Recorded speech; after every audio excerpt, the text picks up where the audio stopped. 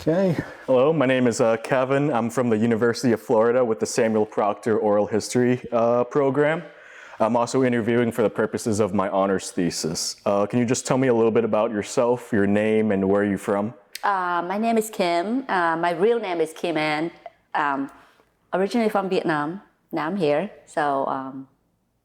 Okay. When did you arrive in America? The end of 1992. 1992? Yes. Okay. So, 30 years ago, yes. 30 years ago. Can you tell me about a little bit about your experiences when you're in Vietnam, about your family, or anything you remember at all? For as much as I remember is I was only 13 at the time. Growing up is really hard. You know, we struggled through a lot. I remember having like one pair of hands that I had to go to school with that I constantly washing it to the point where, So, and I come from a family of 10. Oh, wow. Yeah, I know. So it's a big family. I'm like the ninth one. So a lot of hand-me-down stuff. Yeah. So you're the youngest? Yeah, I'm the youngest girl. So okay. We have 5 boys and 5 girls. Okay. Yeah. So it's, as I said, I grew up by my siblings. They technically raised me because my parents have to work and, try to make ends meet. So I technically grew up by my sisters. Okay. Yeah. So can you tell me a little bit about your parents? What did they do for work, or your aunts, or whoever you lived with? Well, they have business. Honestly, I don't know exactly what kind of business they do, but whatever they do, they just try to survive. Okay. So I guess day-to-day basis, that kind of thing. So as we were little, so we just, I guess, go to school, do what we've been told to do, and try to be good. That's it. Did you live more in the countryside or in the city? We live in the city side. In the city? Yeah. Okay. So. And how did you come to America? How did I come to America? Well, the funny story. Okay. Okay. My sister, actually my cousin, yes, she is half American and half Asian. But because she brought up by my mom at the time, because I guess my grandparents are very strict about it. So when she got pregnant, she was afraid to tell my parent, to tell my grandparent. And at the time, my mom was pregnant with my older brother as well. So she had the baby and she gave it to my mom. So like my mom have twins. Okay. So my mom raised that sister, which is that's cousin. So when they passed that law where, if you have, kids that, so we tried to apply for my aunt. They deny her because she's technically the mom, but she didn't raise the daughter, So they let my parents come to the United States. Oh, wow. I know. So it's like, so because on paper, she was always the daughter. Yes. But by blood, she's not my parent. So they go by on that, she's been abandoned kind of thing from my mom. So that's how we come. So that was the major reason you came to America. It wasn't because you were... It's not like we're planning to do anything like that, So it's just, I guess, it's fortunate, a good deed. We do good things, and I guess that's how we're here. Yeah. Was anything expected of you when you came to America, like by your parents? Were they expecting you to kind of, was there a reason to fulfill? Well, yeah, because, when you're growing up with nothing and,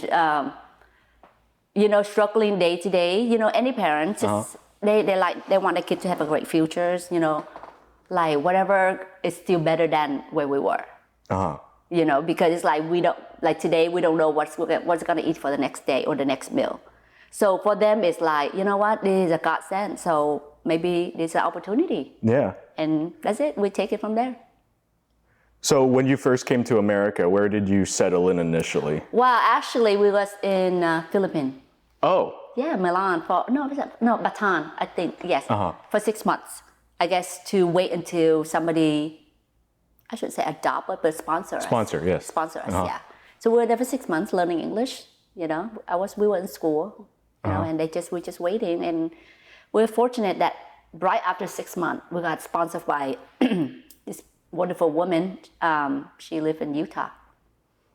Yeah, so she sponsored a family of 10 because that's a lot, And she rents us a house, get an old car to get by, So All 10 of you were All in 10 that of us lady's were- house. Yeah, Oh, well, wow. in Utah. Yeah, Yeah, that's originally impressive. before I got to Florida. Yes, Utah. Was it easy for you to adapt to American society? Was it very different At from first, Vietnam? everything is great. You know, Yeah. you're like, oh my God. Like, you know, I remember me and my brother, right? We got in like, when we first got to Utah, it was, I think, the year of the greatest snow. They have the most snow ever in history.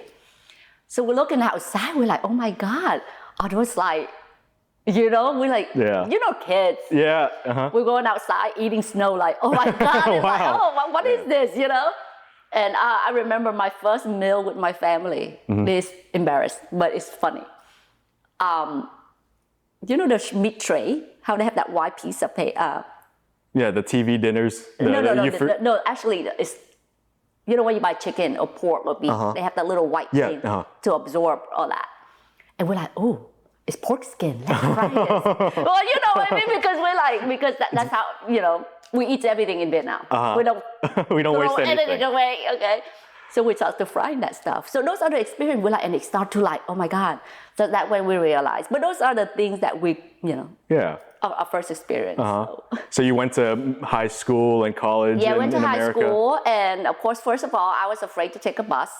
Because of the English barrier, so I walked for like blocks and blocks and blocks because of and it's snow. You know, coming over here with like not proper clothes. You know, but I guess, you know, those are the things we remember of, like me. And I remember my dad walking me and my younger brother because we were like, you know, still in middle school at the time. Yeah. So where did you go for college? College, honestly, I never go to college. You didn't go to college? Yes, because I know myself at, when I was in high school, I was only very business-minded. I know school is not for me.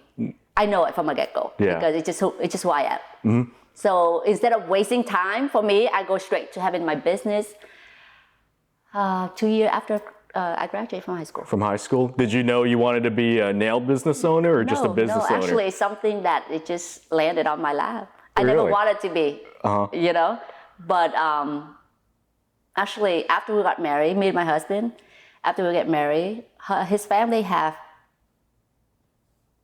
a nail supply / salon. So his sister needs help. So she's asked me to help. I'm like, I'm not gonna do people's nail. Like I'm the type who wants to get things done for myself, you know?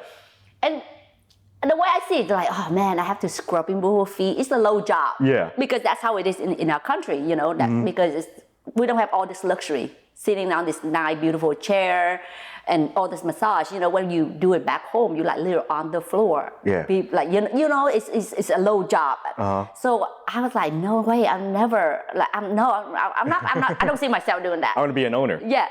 So and I'm like, I offer her just to help her on the other side. And somehow, I guess they're busy, so I come and help them, right? So, and then, you know what? It's not all about just doing nails, right? I think there's more into that.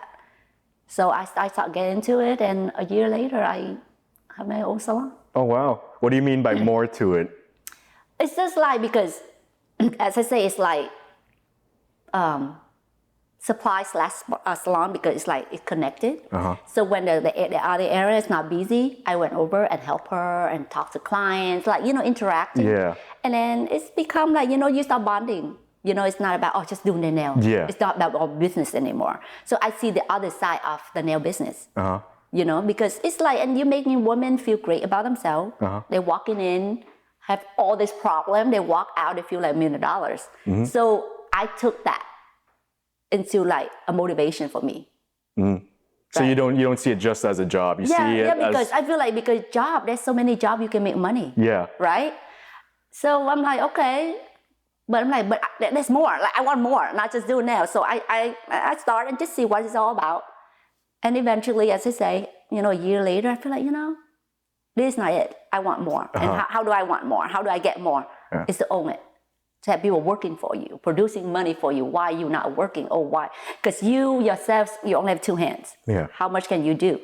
Right? So I'm start thinking as a more business perspective. Like, oh, if I have 5 people do the same thing I do, or 10 people, you multiply it. and that's how I did it. Okay. And I was fortunate that, I'm still here. Yeah. All through all that rough time with the pandemic and all that stuff. It's struggling, but you know what? We're still here, so. Okay. Describe your first nail salon. How was that? Actually, it was in Pell City. It was what? Alabama, Pell City. Oh. It's a little town called Pell City, Alabama. Yeah, at the time, it was my brother's girlfriend. She wanted out of it, so I'm like, whatever, you know what? Hey, if somebody, so I'm like, okay, for $30,000 at the time, I was able to own a salon. And I was able to provide job for my family because my brother, actually, he was still in high school. No, actually, he's done with high school back then because he's only a year younger than me. Okay. And he is a musician himself. Okay. And he doesn't want to go to college either because I think it's just that's how we are. Yeah. So, so he came to work with us. I have another older brother and a sister at the time. So we all kind of work together. And the way I see it, it's not just having a business for myself. It's a job that I'm providing for my family. Yeah. And my husband at the time as well. So we have a little salon, like 5 of us working in a little small town. Yeah. But it was great. So. What was the name of that salon? Oh my God. You're really testing me right now. No, I don't remember. No, you don't remember? Okay. No, I don't remember. Oh, that's okay. No, because I was like, okay. It was a long time ago. Yeah. Was it mostly your family working there? Yes. No one else? And then eventually we start hiring people because since it's in a very small town, it's hard to get people to come work for you because after we got married, I moved to Utah, and a year later we moved back to Georgia because my family was all in Georgia at the time. After moving away from Utah because the weather, and business too because my parents are always into business as far as like selling, like trying to make money. So they have job opportunity there, working in a grocery store, like the Asian grocery store. So they move over there. They move to Georgia because it's the job. But Utah, if you don't speak English, no one will know who you are. And then in the community, it's very small. So that's why they decided to go to Atlanta, Georgia, because of a bigger Asian community where they're able to get job easily. Because, they were older at the time, speak no English, and for us as well.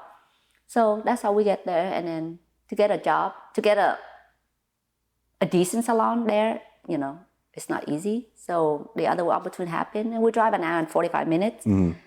Every weekend we go back home. Yeah, you commuted. Okay. Yeah, we commute. So there's a lot of Vietnamese competition in places like Georgia. Yes, in a bigger city. Yes. Yeah, in a bigger city. And at the time, that's all I have. So I just, I wasn't that ambitious about competing or whatever. I was like, I'm happy the way it is. If I make, this is how much I make, but now I make like 3 times more than that.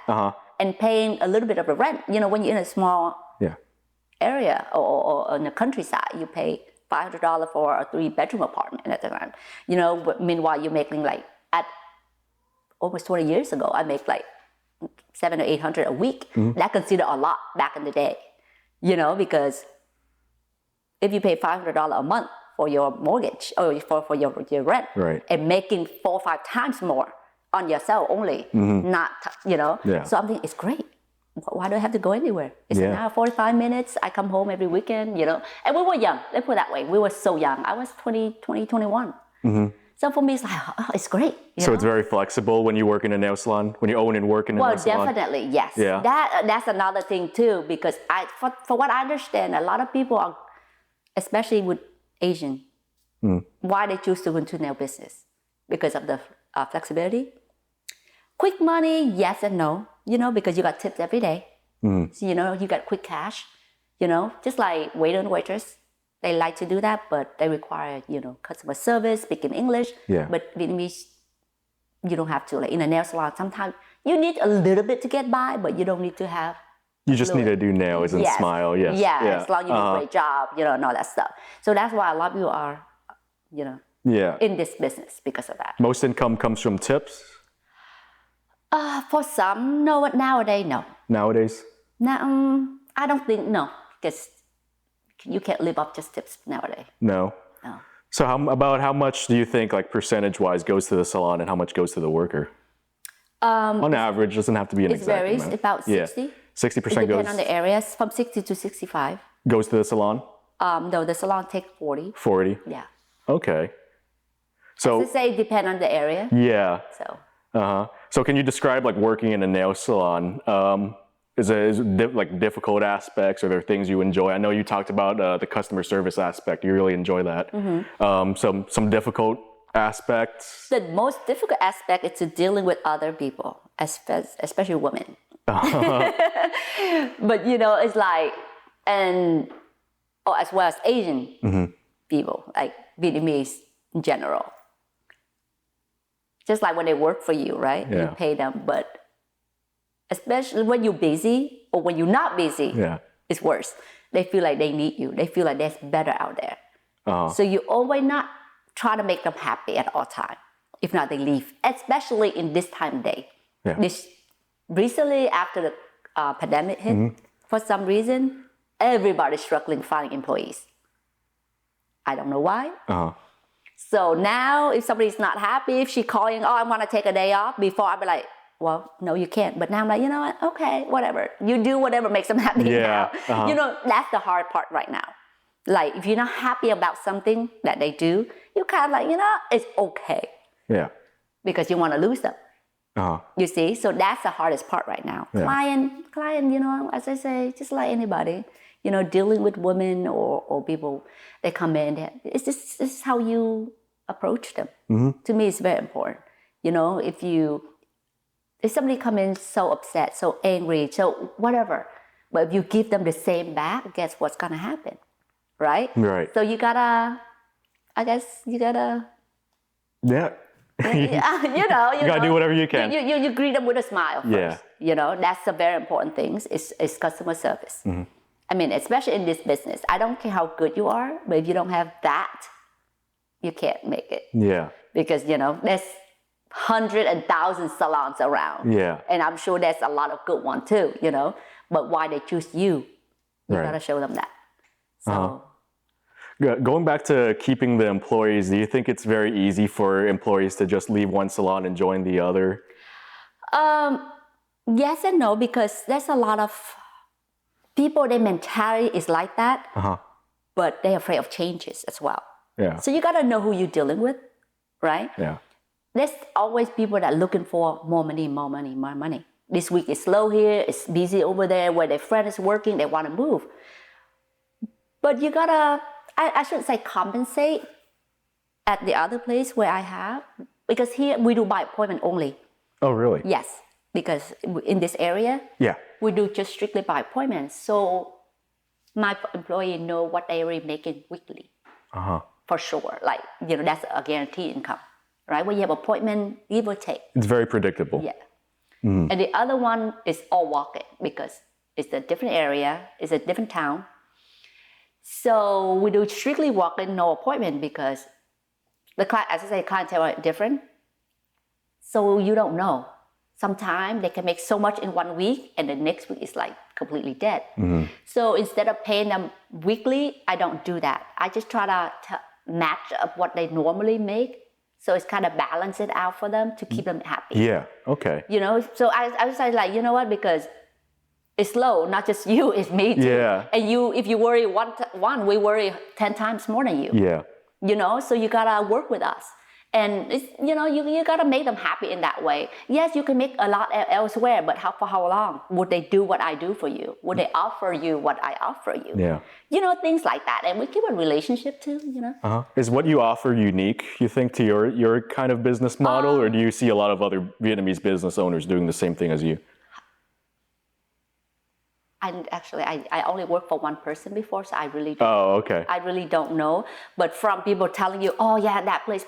Yes, I think what we offer is very unique, because just like when you're new in any industry, right? Any career you're in, they always offer you that amount within the 6 months. If you don't make a name for yourself, you're not the right candidate for us, right? Yeah. But we don't have that with them. We continue giving them what we give them from the get-go. If they don't make it, and there's a reason why we keep certain person, and there's why we don't. Yeah. Because just like I have this one guy, he wants this much, but what he can produce will never match what he asked for. Yeah. No, because when you look up an ad right now, every salon, that's the amount they're offering. So people are like, oh, I can go over there. And I explain it to him. I say, you can. For how long? After they see how you work, your performance, it's not just that, your speed. I say, why you work for me, you left me, you come back working for me. There's a reason. Yeah. And it's like, I know him for 15 years, right? So I'm like, so why am I still offering you this, knowing that you can only produce 100 extra for me? Right. Okay, so you think people are gonna keep paying you that? Yes, go right ahead. How long will that last you? Ask yourself that questions. But this will last you for 6 months, a year, 2 years, that your income is guaranteed by us.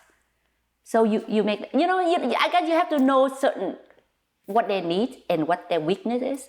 So you kind of not play, but you have to negotiate a little bit. Yeah, and I have one, he make so much money for us, but his personality is so bad towards clientele. Yeah. We decided to let him go because we look at a bigger picture, right? He's making so much money for us right now at this second. But that client that he's working on will not come back. So eventually I will lose all that because of him. Yeah. So we don't look at it, oh my God, this month is great.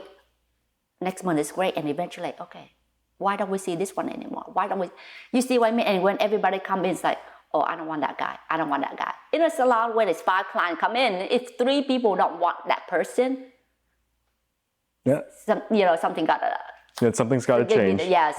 So we let him go. You see, so it's like, you got to know, I guess you have to know your people. Yeah, you have to have a certain amount of people skills in this business now. Is, in any business, you have to be there. Not about money, just, because right now we have POS system. Everything is clear, not like how it used to be. On paper and cash, everything whatever. is in the Nobody computer now. That. Now everything computerized. So we're not there to worry about that part, but managing it. Yeah. Because I think it's very important. The minute I show up, everybody's attitude completely different. But the minute I walk out, it's like, she's not here. Let's just. Yeah. But you see, so to me, that's very important. It's to show your face. It's to be there. Yeah. So just how many salons do you own? Altogether, about 4 now. 4? Yeah, but currently I only have 2. Okay. Because I have 3 kids, and the baby is only 4, so it's a lot for me to kind of. Yeah. How many kids do you have? 3. 3. Wow. Yeah, okay. 1 in college, 1 in elementary, and then. Wow. Okay. So working this has given you a lot of flexibility to take care of your kids, probably. In a way, yes. In a way. I mean, that's why owning a business adds a plus. Yeah. So we can take off if our kids are sick or if they don't have nobody to pick them up, we can just leave and do that. Yeah. The flexibility is great. And money is good too, of course, but on top of it, it's a lot of other stress that you deal with. Yeah. People leave, people come and go, or if something happened, like for instance, the worst thing was during the pandemic, right? Because they don't work, they don't make money. But I don't work, not just not making money, but I still have to pay for the rent, all the expenses that need to be paid for. You see what I mean? So those are the downside, but this unfortunate, it doesn't happen often. Yeah. It's only happened once. But as I say, in anything there's always a good and bad. There's always a good and bad. Yeah, that's right. But for the most part, it's good. That's why I'm still doing it. Yeah, of course. So for your employees, do you say that there's more female than men working in the nail salon, or is this kind of changing now? It's have changed now. It has changed. It used to be just women, and it used to be client come in just want women because they feel like, but people are more open-minded now. They I guess the way they look is like it's a man and woman thing now. Yeah. And actually some even wants men because the men are more patient. Oh, really? Than the woman, Yeah. because I guess, I don't know. At least my husband is, because he's very patient. Whatever they want, okay, I'm like, how can you not be upset when somebody keeps telling you, no, I want this. No, I can't. She's like, well, but you know what? That's how you are. That's how it is in the customer service. You got to make sure they're happy to walk out, so. So in the traditional Vietnamese family in Vietnam, the man kind of runs the house and he provides the money. Is this the same with your family? It doesn't sound like it in America. In America, I think it have changed. Yeah. I think it's not about who run the show anymore. It's about we working together, at least to me. Yeah. Well, our goal is to work together and make as much as we can to provide the family and to give ourselves, how do I say this? Like, because my parents never have anything for them to retire, so that's why they still working, or not anymore, but just for the last few years, they just stopped working because they don't have extra saving and all that. So growing up not having that, the security, the cushion, we try not to put ourselves in that spot. So our goal and focus is to make sure we save as much as we can, invest as much as we have, and able to retire. Like, we have clients come in, see they travel, we admire that. And how do we do that? Right? We got things differently. We cannot do what our parents do. I mean, it's not like they wanted to, but it's hard. When you only make this much, that's all you make, But now, since we have the opportunity to making extra, we kind of work together to say, okay, what should we do with that money? Yeah. Should we invest something? So not about men and women. Like, it's not who running the show anymore. To me, it's more like working together now. Okay. At least for my family. So you and your husband, do you both co-run the salons, or does he work and you run the salons? Well, I run this one. He take care of the other one. Oh, okay. Yeah. So you share your responsibilities in the nail salon? Yes. Okay. So do you think that this is the same for a lot of other families? They work together in their families, or do you think? Oh, the majority are, yes. Mostly family work with family. Yeah. I think you would say 75%, at least 75%. Yeah. So. And then, of course, later on, everybody have their own thing, because everybody want to grow. Just like my family, we all used to work together. Yeah. But when better opportunity comes for them, they move on, like having their own place. You can't blame them, So things like that. Yeah. So speaking about kind of financial ownership, would you say a lot of your employees, since maybe a lot more of them are female, do you think they bring the money home to their family rather than the husband? I would say yes. Yes? Yes. Because, I don't know, I think this is more like a woman business. Yeah. We can produce more, we can do faster. Or maybe it's just being a woman, we feel like we can work harder. Like, I don't know, like I think, like, for my husband, okay, I'm just using him as an example, right? For him, it's putting 12 hours, 10 hours a day, right? It's 10 hours a day. If he can do 5 clients, great. If not, but for us, it's not. How many can we produce in that time, right? Yeah. So we don't turn anybody down, even though we skip lunch, right? To make an extra $30, $40, $50, whatever it is. But the way we look at it is like, it's not just a $20 or $30. It's an every day is like that, right? Every 15 minutes you're wasting on one client, you're wasting 3 hours a day throughout. What I meant by that, not wasting, but if you take an extra 15 minutes, unnecessary time on each client, for 10 hours, you have over an hour of yourself wasting. So right there, you can take 2 or 3 more clientele where you can make an extra $100 a day. Yeah. That's our mentality as a woman, right? Because we try to make as much and bring home as much as we can. But the man is like, hey, I'm working. What else you want me to do? Yeah. You get what I mean? So women are more financially smart, I suppose?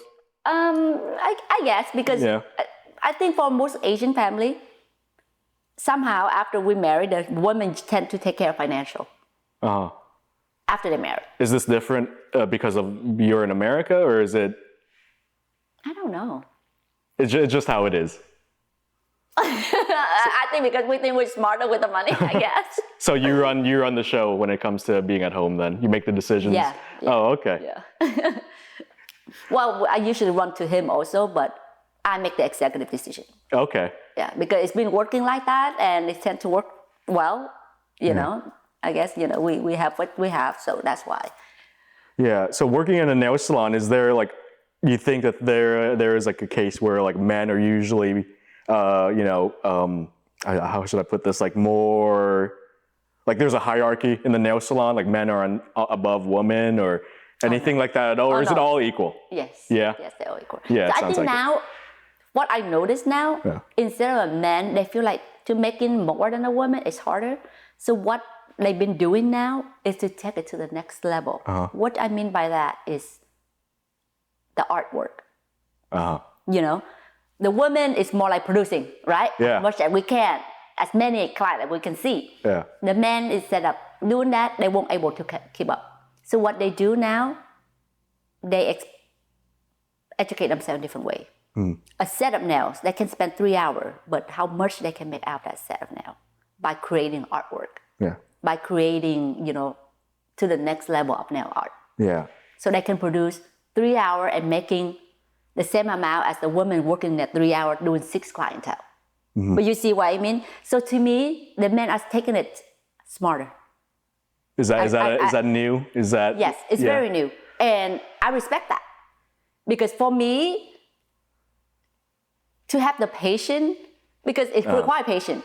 Art is require patience. Mindset is differently because your mindset, if you're thinking about you have client waiting, making money, you can't do any artwork and you can't focus. But men, their mentality is like, what's in front of them is their focus, right? So now, because even myself, I attend a class, a lot of men, women, educated are men. Wow. Yes, and I admire that young men. The artwork, the thing that they have created in a little bit, like on the nail, is like amazing. It's like painting a portrait. Not so much women doing that. Yeah, well, I've seen women, definitely. but women is more like in a different, maybe marketing and all that stuff. Yeah. But so far, I've seen mostly men. Just trying to play catch up to the Vietnamese women. But that's how it is. They still show the women. They still dominant in a different way. You know what I mean? If let's put it this way: if a two bull fighting, right? Yeah. You fight until one of you pass out. So this one gotta think smarter. Yeah. How do I let him pass out before I attack him? Yeah. But you see what I mean? So now I think they're working smarter instead of harder. Yeah. So would you say that's like within the last 10 years? That's no, become actually, new, it's only the last 3 years. Really? At the most, yeah. Uh-huh. Yeah, no, and I think what it is too, because of the last 2 years, thing was a little crazy. Yeah. So being home, all that, people start thinking of how we're making money, right? But sitting at home, business are down, not knowing when we're able to open back up. So people start creating, coming up with ideas, and when things are back up, people they ready, and and to me that's part of being a business minded. Yeah. Right? Because other people can just sit there and cry and drink and have party. Others creating masterpiece, and now they are who they are today. Is that what your husband has been doing too? Has he been doing the artwork or? No, he's watching people artwork while he's drinking. Yeah. While I'm trying to do things. Yeah. Yeah. How long has he been doing nails? He's been doing nails for as long as I did, about 20 years. 20 years? Yeah, but I think because his personality is different. Yeah. He's comfortable with what he have. Because he grew up in a family like that. Yeah. Like if they live in that house for 20 years, 30 years, nothing wrong, why move? Me, it's always about striving for better. Like, I want that. How do I get that? Right. And I think that's part of the business in me, is that. So my husband doesn't have that, but at least he's good to kind of work with me in that. Like, okay, that's what you want, fine. Instead of go against it. So what's the future looking like for you and your husband? Are you going to continue operating nail salons, or are you thinking about going to other kinds of businesses? Well, actually, just 5 years. I tried to do something else, but I noticed my forte is the nail. So instead of doing just nail, this one salon right now is a full service salon because I want to, I guess, expand and explore and try to see what's, just like American, all hair salons owned by American, all the spa owned by American or some ethnic, right? Not Asian for some reason. So I'm like, okay, I want to see what I can do with that. So mixing my thing with hair, nail, facial, massage. So that's how I create this place. And to learn to work with others too, not just work with the Asian. Like for me, because I grew up here, so I'm very open-minded. I'm very Americanized. I think differently. So sometimes working with just Asian is you know. Are you branching out to Yeah, so I'm trying to branch outside? out and see like what's maybe I'm wrong, you know that. But it's good to know. But so right now I'm in Asian, American, Italian, Spanish. All working for you. Yeah, all in here working. Yeah, and it's great because I feel like doesn't matter what ethnic they're from or where they're from, we're all human. You know, as long as we treat each other how we're supposed to be treating them, it's great. Yeah. You know, I guess people, they feel like, I remember about 5-10 years ago, we don't hire anybody else but Asian. It's just a mindset. Now it's different. We were thinking like that because we're like, oh, you know, they're not Asian. They don't know how to do nails. You know, things like that. Or we don't want them to know whatever, a secret or whatever we're doing behind. But now it's completely different. If every nail salon you walk into now, you see colors. Yeah, you don't see just Asian anymore. And that's what is good. I think that's great because we, you know, just like client walking in, they like to see that as well. Yeah. They like to see that you united, you know, you have, you know, and for them to feel too, they feel good. If you're talking to each other in your language, they don't feel uncomfortable because they're not the only color in your place. So for me, that's very important, you know, because it's the crazy world now. So, you know. Would you have your kids working in a nail salon, or do you think you want them to do something else different? Yes, I would. Something different? I would let them. You know what? Because I get to do what I choose to do. So for me, they should do what they love. And then I love to do this. I love running a business.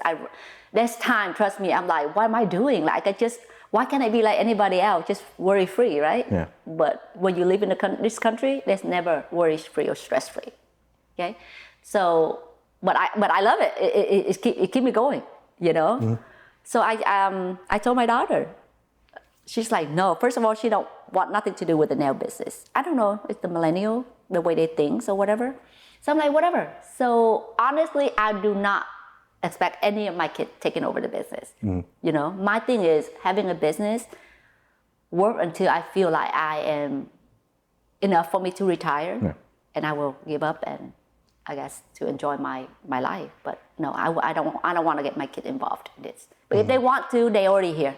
Yeah. You know, especially my daughter, but she don't want nothing to do with this. You know, so but I respect that. You know, so go to school, do what you love. That's what's important. Whatever you do, you gotta love what you do. So at the end of the day, that's what it is, and I love what I do. So I think that's how you stay successful. Yeah. Yeah.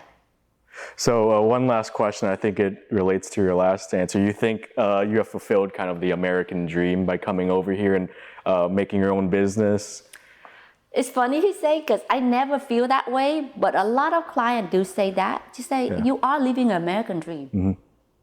And it made me realize, you know what? Because we have so high expectation. So we think we just try to make ends meet. We just do it because this is what we do, right? Yeah. But when people ask me that, it made me realize, I am, you know, I own a business. I own a house. I put I have kids that go to college that I'm, you know, able to pay for. Yeah. And have a comfortable life. So yes, and you know, nothing like being the boss.